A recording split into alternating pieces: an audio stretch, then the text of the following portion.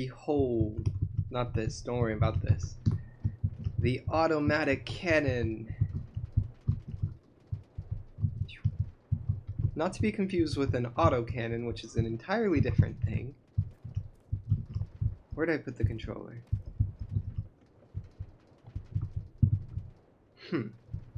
Don't worry, easy fix. So this gun, cannon, such and so, same thing basically. Effectively, it's a cannon from Create Big Cannons. This one's way bigger than it needs to be, but don't worry about that. Right, that is there for a reason.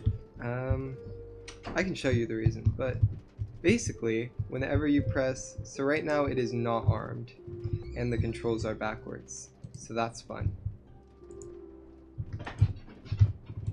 Completely backwards. It's okay, that makes it easier to fix than if it were only partially backwards.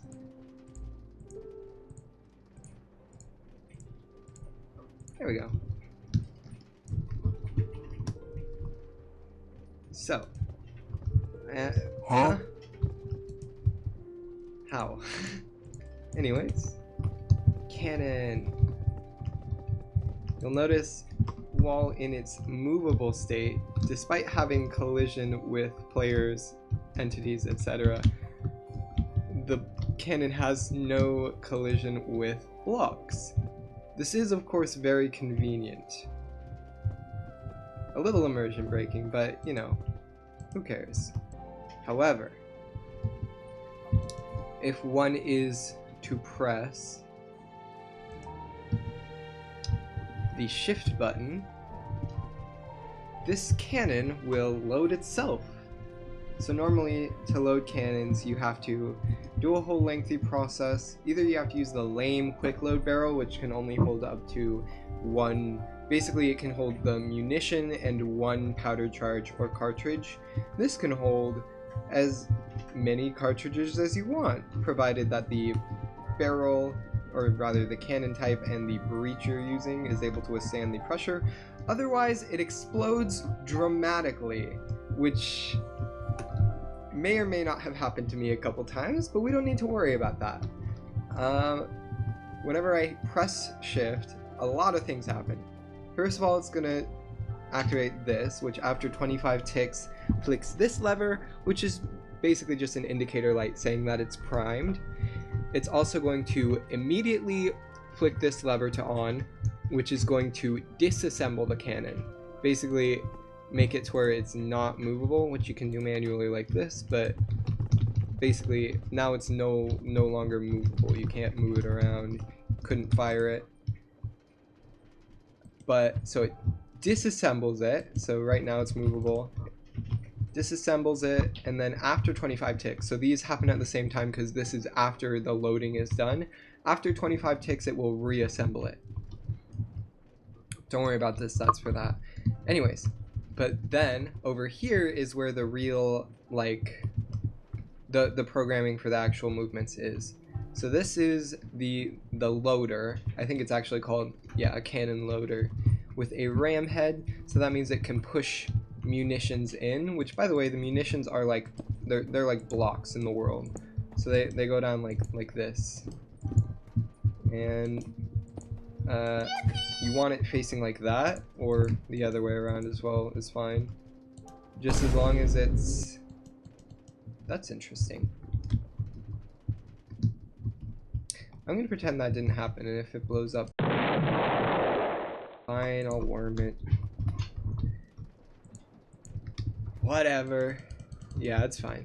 These three have a schematic, which means that they will only place a powder charge right here, here, and here.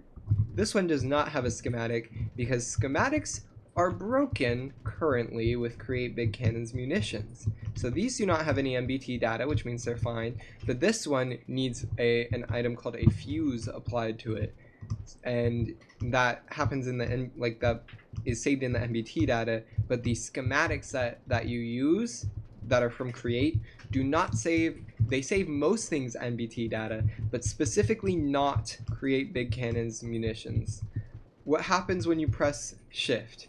This activates, which means after 2 ticks, which is just basically enough time for it to disassemble, for this circuit to run so that it disassembles, it will turn 180 degrees, which is just enough to pull this breech up, which you'll be able to see once I put it in action. Unfortunately, this block needs to be here, and I can show you why, like I said, but for now we can break it.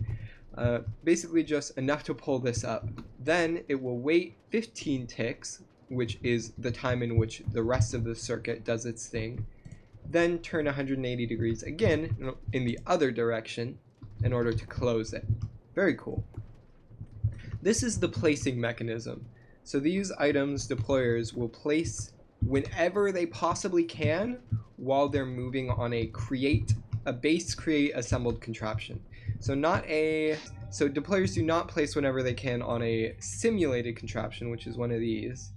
They only place every time they can on a create, what you would call it, a assembled contraption, which this mechanical bearing creates whenever it turns. So this sequence gear shift gets the same signal at the same time, and it also waits 2 ticks, first of all to be in sync with these two, but also again to wait for this. Or I guess actually for this one it doesn't matter. I could actually take that away, it wouldn't change anything. In fact, I will do that. So that one will basically turn 90 degrees one way and then 90 degrees back. That turns this bearing, so the rotation is going like from here to here, and it's turning like this way.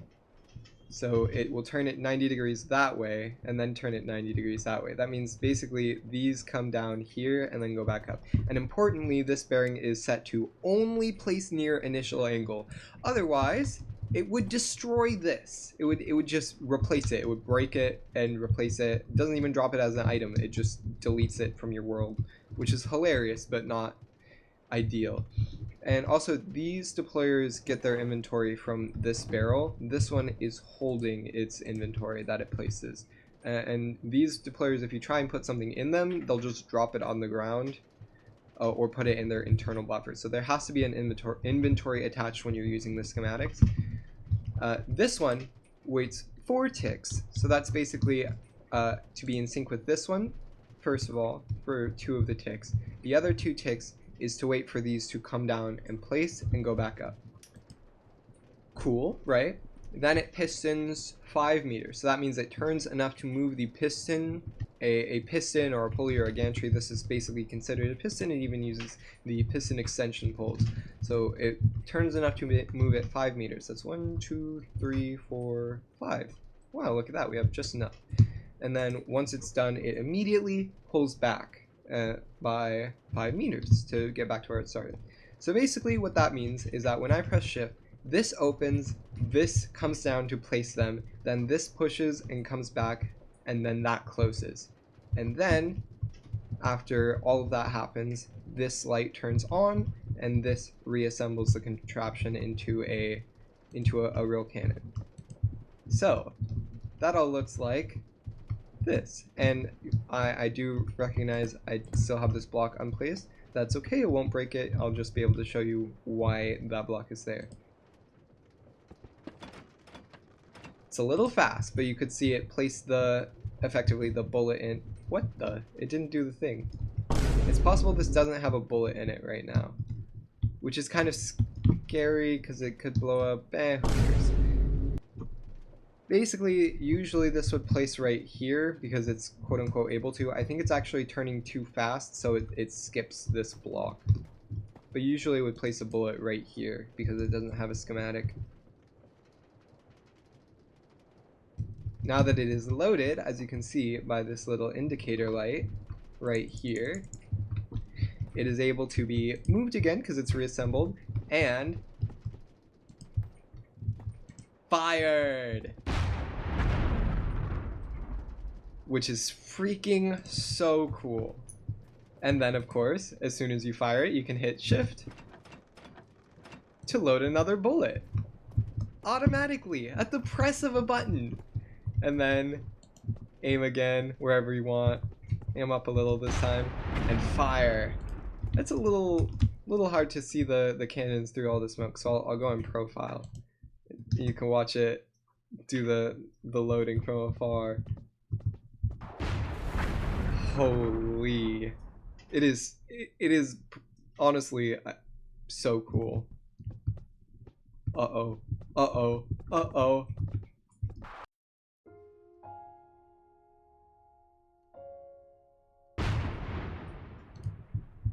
Dang, it goes really far. As you can see by the other myriad bullet holes. But yeah. So that's my cannon. That is my first autoloader that I have working.